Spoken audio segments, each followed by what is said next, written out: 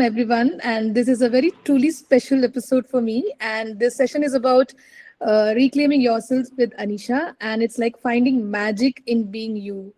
And Anisha Roshal Rodrigues is somebody who's written a new book, and we're going to talk about it. Before we talk about the book, I'll give you a little bit of introduction about Anisha. Anisha is an inspiring author, and it's a what do you call table book which we'll be talking about. And she's a pharmacist and a clinical research coordinator, and has hosted Anisha Perspective podcast as well. And she's from Bangalore, and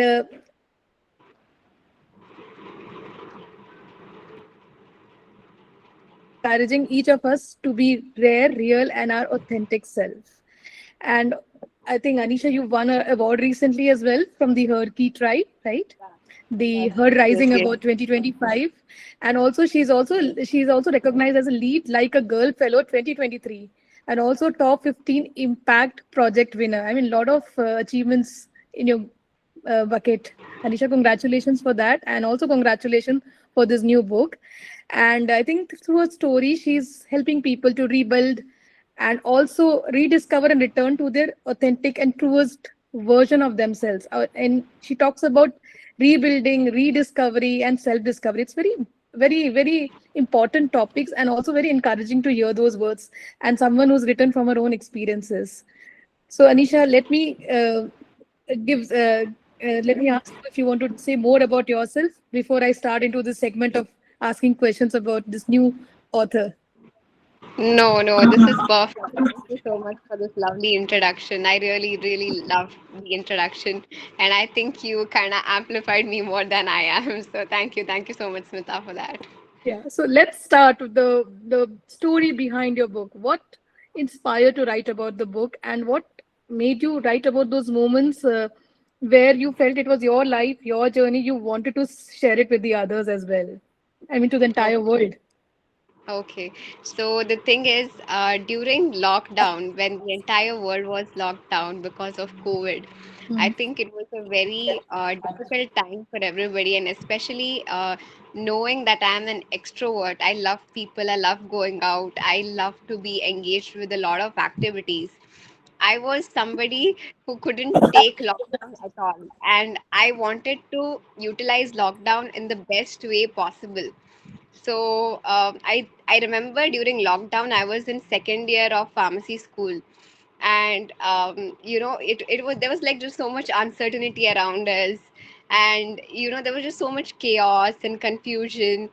And at around this time, the thing that happened is, up until like my second year of pharmacy school, I was just running behind things because first like 10th standard happened and 12th standard, then in my first year pharmacy school, and it's pretty exhausting schedule with anything medical or medical related.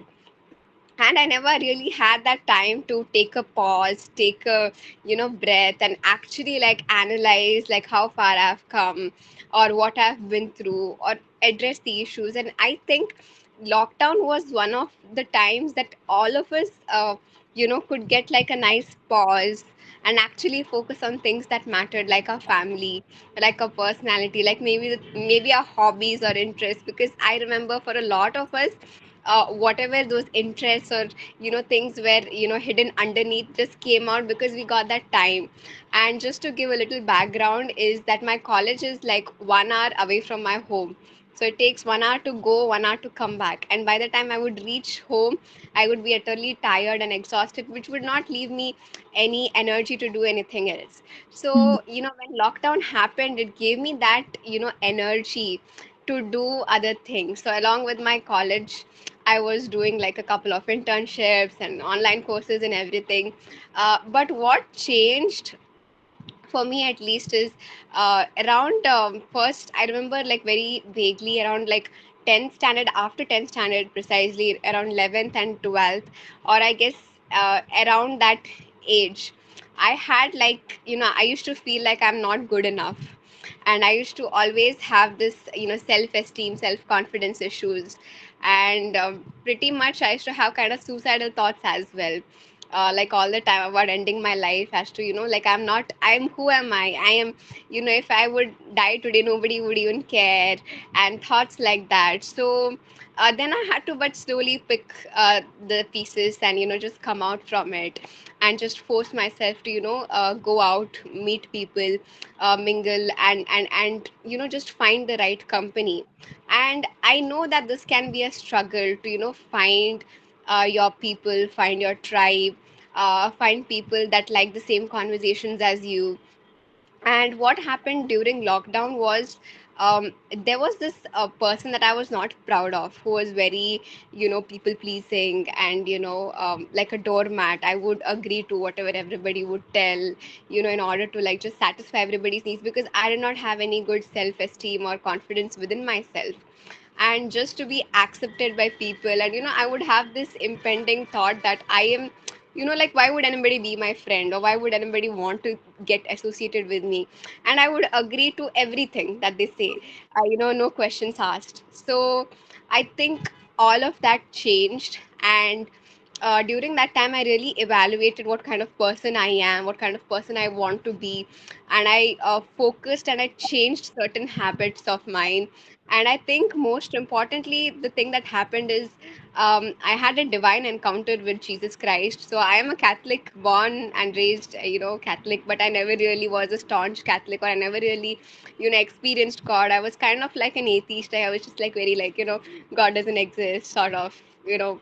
But my parents used to force me to go to church, so I used to go to church. But I was never really, into religion and any of that.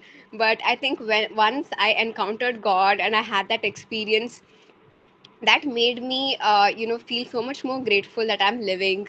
And, it helped me actually come out of a lot of other issues. It helped me help other people who are in the same, boat as I am. And what drastically changed for me was, there was this one friend of mine who, I think, as of, everybody knows, during lockdown it was very hard to get jobs, and the job market was very bad.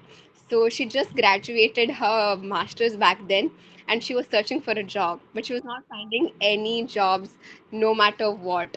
And when that happened, and, I kind of helped her to get over her, some fears and certain things that she was repeating, certain toxic patterns. And then she got a job like pretty much immediately, like within like 1 or 2 months of like talking to me.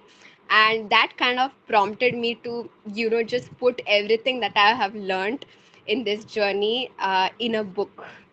So that is actually the birth story of this book. Interesting. And in your book, you talk about a maze, a symbolic journey, like through a confusion and then growth. What does that maze represent for you personally? Okay, so this maze kind of represents the life I had lived, which it never really had like a clear direction or like a path.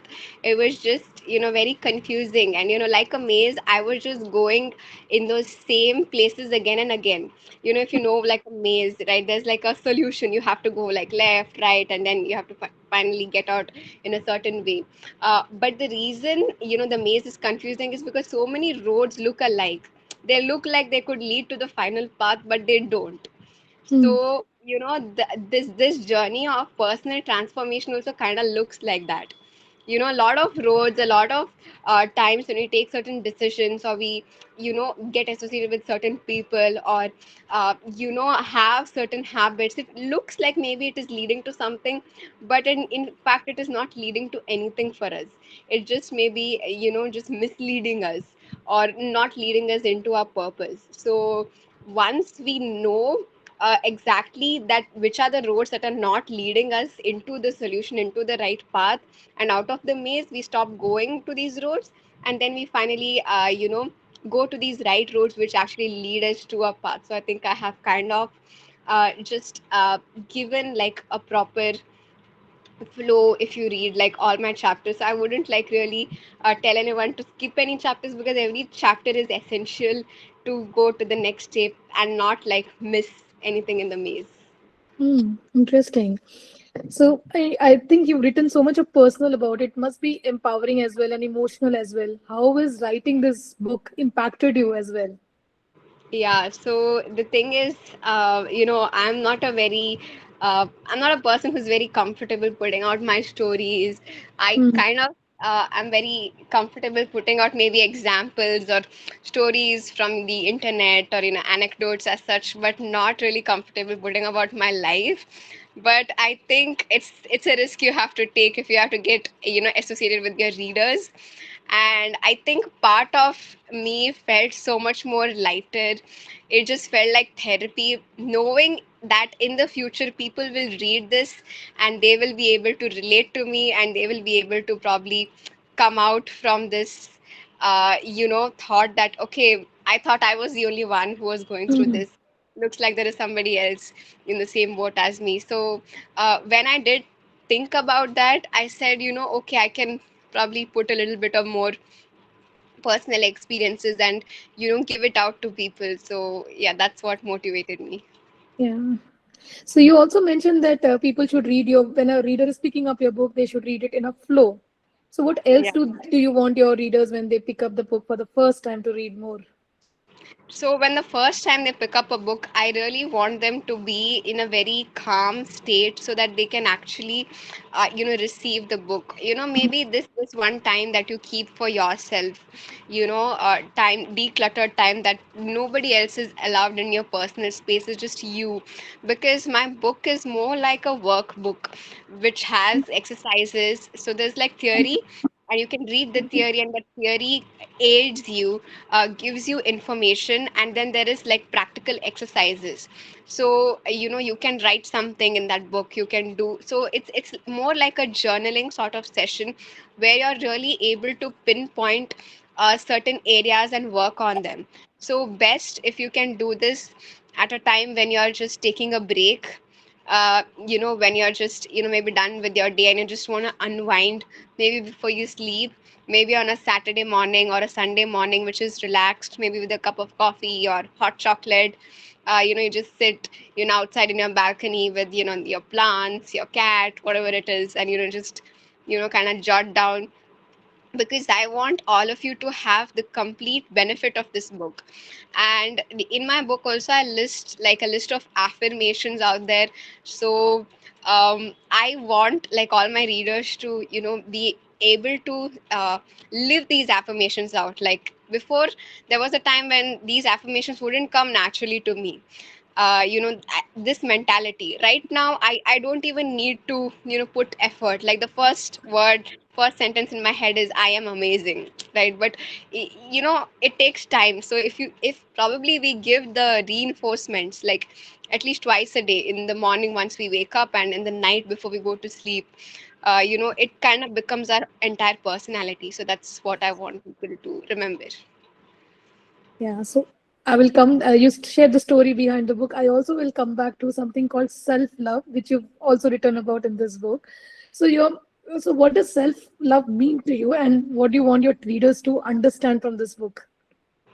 Okay, self love in its truest form means acceptance of self. It's not, just maybe doing skincare and, doing hair care and just, like listening to music and dancing to it. That is maybe the forms we can show ourselves some love. But self love in its core is accepting who you are and who you want to be. It is the most unfiltered version of you, which you are, okay, which you're not trying to put a show to people. You're not trying to do this for so that other people accept you. You're doing this because it is you who really needs to accept you. For example, maybe you like archaeology, or you like yoga, or you like meditation, or you like arthashastra. I don't know why all my examples are very core into Hinduism, because that's probably one of my interests, deep interests. But if you do like this, just because the world tells you to be cool and have alternative interests like maybe matcha or Korean dramas or whatever it is, you don't give in to it and you say no, I still like arthashastra, or I still like yoga. Or so you just you probably, because that would be like betraying yourself. This is just an example. So whatever that makes you happy, because there is a reason we all are different from each other. We don't reproduce like plants, right? We all have our own different signatures, different DNA, although we come from like parents, and we do share some similar genes with them, but we're not completely them. Okay, so you need to completely embrace that uniqueness and not let anybody else dictate what that uniqueness can look like. Your interests are valid. Your how you are, your way of life, your thinking, if it is probably more individualistic and less communal, or more communal and less individualistic, everything is accepted. There are multiple societies in the world, multiple countries in the world. You don't need to subscribe to only a certain kind of thinking. Explore different kinds of governments, maybe societies, maybe, and try to associate yourself with what feels like home for you, what feels like the best thing, the best deal for you. You're not here to impress anyone. Yeah. And you've also used words like rare, real, and weird. So, what does this word mean to you?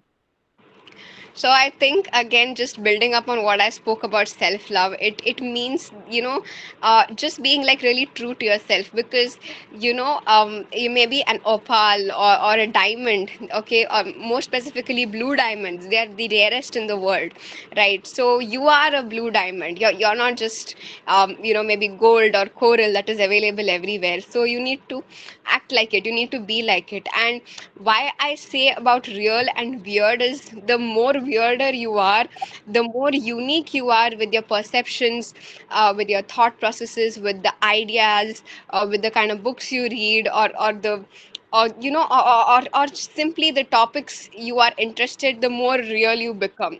So rare, real, and weird are just the keys to finding your purpose, meeting your soulmate, whatever it is. The more rare, real, and weird you are, the more easily you meet the right tribe. And as they say, the right tribe gets the right vibe, right?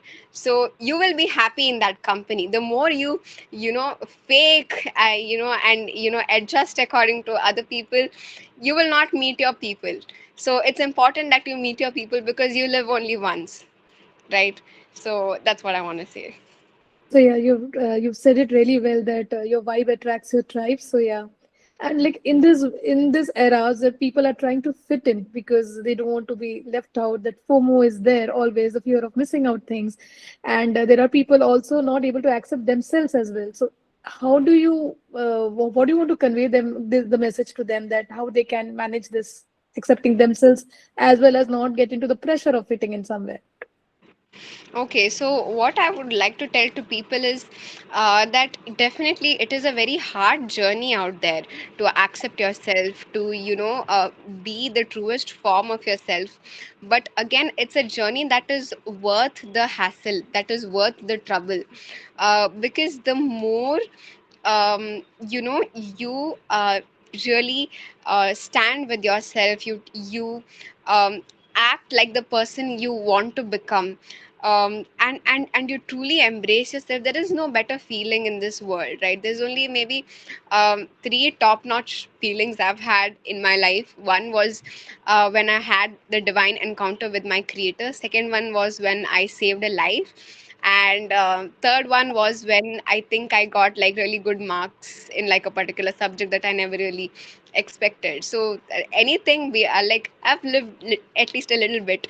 I just celebrated my 25th birthday recently. So nothing really comes close to these feelings of maybe saving a life and that divine experience with your creator. And what I want to tell everyone is that, the more you keep delaying this process of, not completely embracing yourself, you can't really live out your purpose.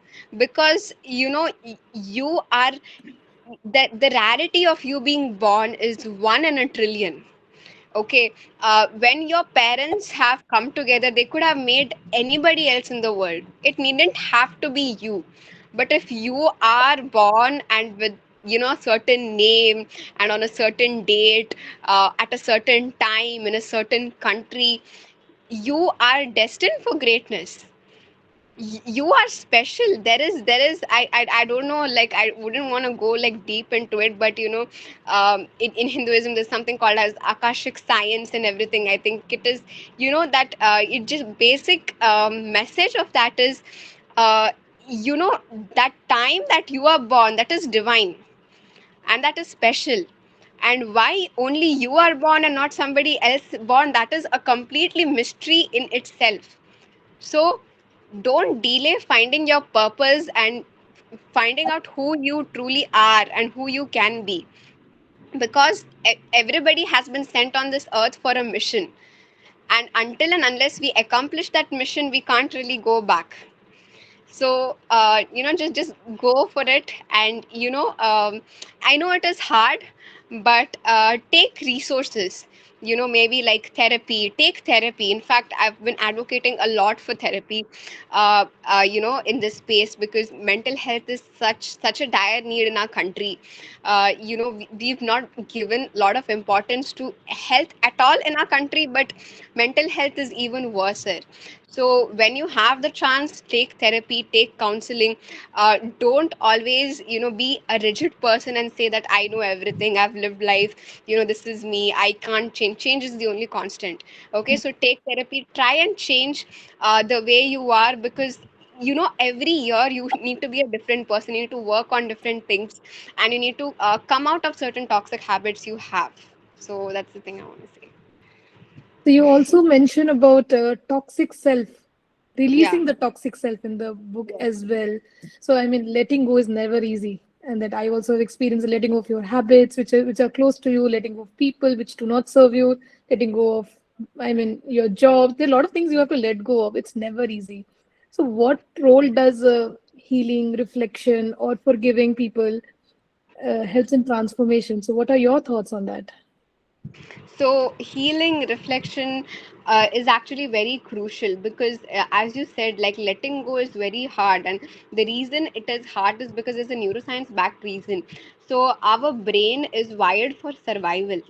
Okay, and when it costs us our survival, we develop certain coping mechanisms, and these coping mechanisms become our habits.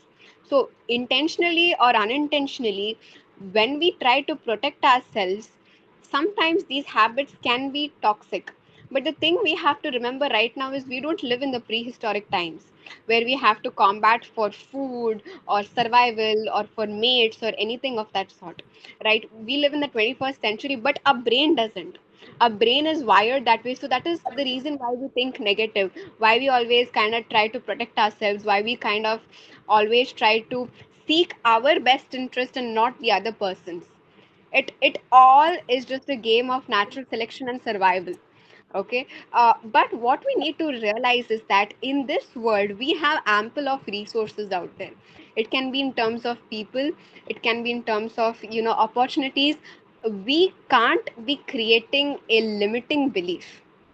We should be in fact creating an abundance, because back then we did not have abundance, we had to hunt for abundance. Right now we have abundance. Like if we want, we can just order stuff off Amazon or whatever we need, right? So the first thing is actually uh, shifting from survival to thriving, to living. Okay, the minute that shift happens, we put time and energy into resources and become a little higher being. If you've seen, I think I'm not able to remember, but there's like a certain hierarchy, a social hierarchy, and we become a little more evolved beings as such. So uh, when we have this shift in this mentality, we will realize that therapy is essential, healing is essential, and we will take small steps towards it. So maybe if you don't have resources for therapy, there are many free NGOs, organizations out there that offer mental health support, that offer therapy for free. So do take it. Okay, and again, these there is another thought process that who are these therapists. Maybe they're not licensed medical professionals, nothing like that. Okay, they have to take certain training, and then only through certain principles they can administer therapy. There are psychologists, so you can seek counseling from them as well. But do take that first step, because initially as a student I did not have access to a lot of cash, lot of money, so I had taken free therapy then eventually. But when I did have cash in my account is when I started taking actual therapy, and it really changed my life, because therapy is like showing a mirror, and you don't really like what you see in that mirror, because that mirror is you. Okay, you can fight with anybody in the world, you can put blame on anybody, but can you put blame on you? Your ego will not allow you to do that. And for me as a person, I'm very logical by nature, uh, but I really can't process emotions that well. So I think when I started taking therapy, it was a game changer for me, because it made me realize that there are certain toxic patterns within myself and I need to change it. I can't always be so over controlling, for like, and not have everything by a certain deadline. And I think that was like a really big game changer for me, the way I saw myself, and I kind of worked on it.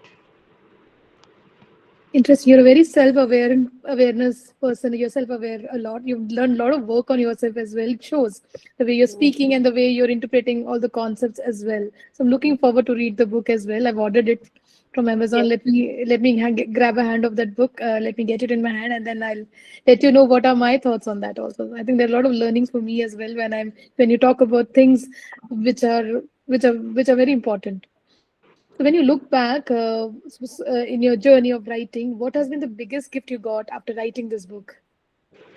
So I think the biggest gift that I got after writing this book was just the feeling that I've written something, that that happiness, that whatever knowledge or whatever I could learn so far, whatever life taught me, I'm just able to put it on word.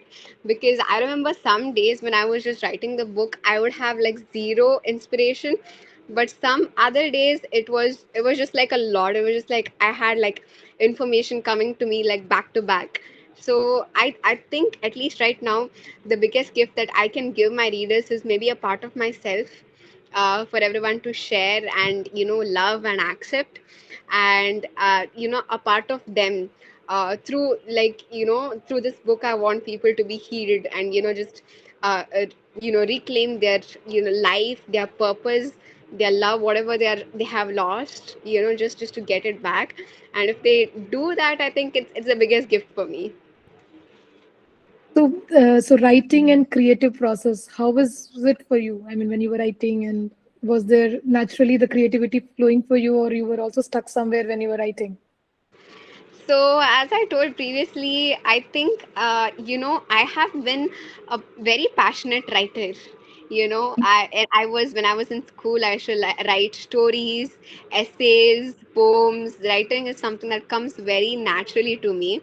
But when I did start writing this sort of novel, sort of, self-help book, I had to, like, like really think of certain incidents, because I was already healed, so it did not like really trigger me those incidents, or all my past. And when I was definitely writing those things in my book, I had to like revisit a lot of old memories, and I had to do a little bit more of literature search. So I think some days was good, like I had like a good flow. I could maybe like finish like 2 3 chapters in a day, but some days it was only one line, one word, nothing more than that. So I wanted to ask you also about your podcast. Apart from being an author, you also do a podcast which is called the Anisha Perspective. And what inspired it to start, and what kind of conversations you have in those podcasts? Okay, so the thing is, I actually never thought I would do a podcast. Anything in my life up until now, whatever I've done, I've never really thought or planned or given it much thought of. And even this book, it happened like a spontaneous project. Like I just got inspiration one day, and I sat with the book. And to be honest, I think I got inspiration to write my book when I was taking bath. So it's all my best ideas come when I'm taking bath. So you know, I just do things in one shot, and I think there is something about this spontaneity, because spontaneous people have a lot of action in them. So this is something I want to tell to other people as well, is spontaneity is rewarded, because the universe senses that you're very spontaneous enough to take an action and actually act on it. So default setting of the world is action is rewarded, not the organization or the plan or whatever behind it. So what happened in terms of my podcast is also that there was this Instagram ad one day that I saw, that there is this new app called Swell, and it is looking for college students to do some sort of an internship, and it will pay them to use the app and have conversations and talk to people. And I said, I have a lot of 3 a.m. thoughts, why not just put it out? And I downloaded that app and I started my podcast. And initially, like, I did not really think this would be big, because that Swell app, it's a 5-minute micro podcasting platform, so whatever you want, it should be done within 5 minutes. And then once I started talking about parenting, then psychology, and politics and news and international affairs and whatever just came to my mind. And then I said, but I have a lot of interest in mental health, in mental health, personal growth, development. This is what I have been studying, because neuroscience is also one of my most favorite subjects. And back then in B Pharma also, I was like really very interested in neuroscience. But then in masters, I had the chance to do a project in neuroscience. So I said, why not use my psychology, my mental health knowledge, and just put it out there in a podcast, help people maybe deal with anxiety, OCD, depression, whatever it is. And I started a podcast. It worked out like really good, and I think I started having conversations with people from all backgrounds, all different career pathways, from like MCs to models, to doctors. And because career path also isn't supposed to be linear, and there are a lot of careers in the world, and we don't really know what a day in the life of these people looks like.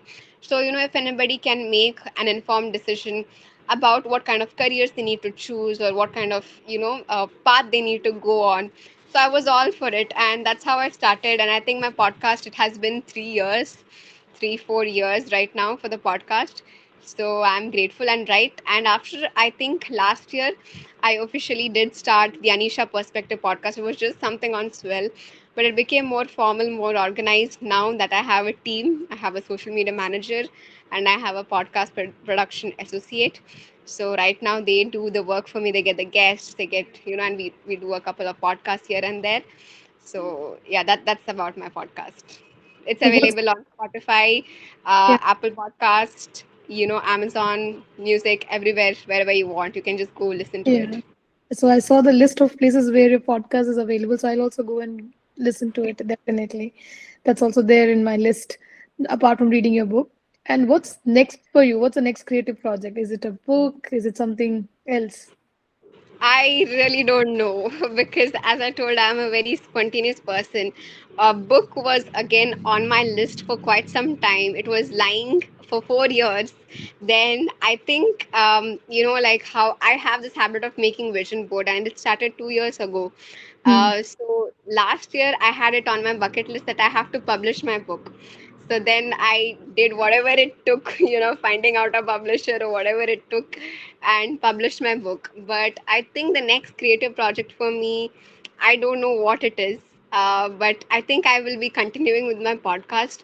But whatever life calls me, if anybody maybe gives me a role in a film, also I might do it. But I don't really know what is next for me, because I just take things, I just take opportunities that comes to me. So that's about me. Yeah, so I've had a wonderful conversation with you, Anisha. So we are coming to the end of our conversation for today. So, what is it that you want to convey to your readers? How they can connect with you? Where can they buy the book? And is there anything they can tune? You mentioned about the podcasts are available in Swell, YouTube, or Apple, and all. What about the other things? if they want, somebody wants to connect with you, is there, are you available on social media? Is it there available in chat? Have you given the link there? Yeah, so I am available on Instagram, LinkedIn, Quora, Facebook. I'm available on Goodreads. I don't know if you're there on that, but you can connect with my podcast on Swell, Spotify, Apple Podcast, Amazon Music, and if you're from the US also, you can connect with all those. All of those podcasting platforms are also available. So if you want to personally connect with me, I'm most active on Instagram and LinkedIn. So that's where you can get a hold of me. Yeah. Thanks, Anisha, for being here and sharing all what you've shared till now has been very useful for me as well. And I think readers and listeners would always enjoy listening to you because it's been very inspirational for me. And what's interesting is that you talk about not becoming a new person; it's becoming returning to your own self. Yes, yes. Self discovery and rediscovery. It's very beautiful, and that will stay with me forever. I mean, that line that of self discovery and rediscovery. And thanks for your time, and thanks for having me also to co host the show with you. And I'll give a little background of myself also here. I'm Smita Umeshan. I'm a coach, author, as well as a dancer. And when Anisha was speaking about writing, I could also see the way I became an author as well. So when my in my the first book which I wrote about travel also was similar way. It just happens when it has to happen. The writing just flows. And yeah, thanks, Anisha. And anything you want to share more to the readers and the listeners, just do share, and then we'll close the session. Yeah, so just one thing I want to share is that, this book has been like a personal project of mine. It's been more like a life project of mine. So, when I just put it out there, I put it out with so much, like hope and energy and love. And mostly, like, my entire goal around this was to help people, because I think, the number of cases of depression and suicide and everything are just on the rise. And as a I'm very passionate about mental health, and I just like champion for this cause of people being able to just be comfortable in who they are. So I put it with a lot of passion and purpose out there. So please do buy my book. It is available on Amazon, Flipkart, and Inkscribe store. So just do read maybe and give me a review or whatever feels like natural to you guys. So I'm actually looking forward to a lot of comments and reviews from people, on how they like it. So that's the thing. And I definitely go and check Smitha's book out as well. I think you need to send me your book link to Smitha. I will I just want to read it now. Yeah, yeah, So sure. did you come for the hockey, I think, networking event? So I had come, not this one, the earlier one. It when it happened in Bombay, I had come and I'd met Deepthi and all at that time. I think the Her Fit tribe when it happened. That's when I came. Okay. Okay. Nice meeting you. Yeah, same here. Uh, And I also want to add here is that you talked about limiting beliefs. So as a coach, when I help people empower themselves and look at their own limiting beliefs, which is stopping them from becoming who they want, who they like, unbecoming or decluttering and becoming their own true self is something I also empower people with. And I think I could resonate when you were talking about that as well. Uh, Yes, definitely. Because I think that's one of the major roadblocks we face into just becoming the best version of ourselves, is that, we are, just we have this sort of like this, some sort of typesetter given by society for maximum part. So when we are trying to get out of that, we definitely will lose a lot of people, will lose a lot of connections, because it's just like some sort of a barcode system that has been put by society, which is not at all healthy. yeah, like not following the traditional trajectory and creating your own path basically. So yeah. Yes. Thanks for I your just time. I wanted to. think there are two people here. Helen is there and Kavita is there. Both of you, do you have any questions for Anisha before we wrap it up for today?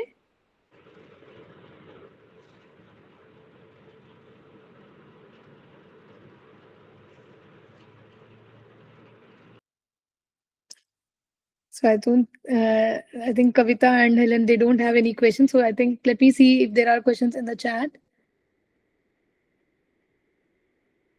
So please arrange more of such sessions. Okay. So yeah. So Anisha, so it's good time to wrap up the session now. So, bye everyone. Thank you for being part of this conversation with Anisha. And I'm ending the session now. Take care. Bye.